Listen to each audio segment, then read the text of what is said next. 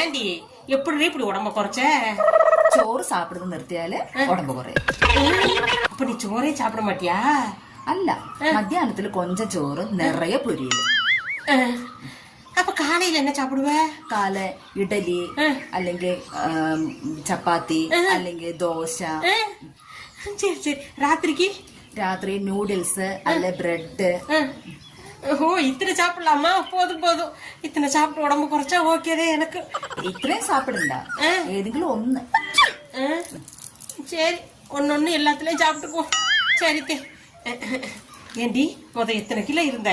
70 kilo. இப்ப எத்தனை kilo இருக்க? 10 കിലോ കുറച്ച് 60 കിലോ.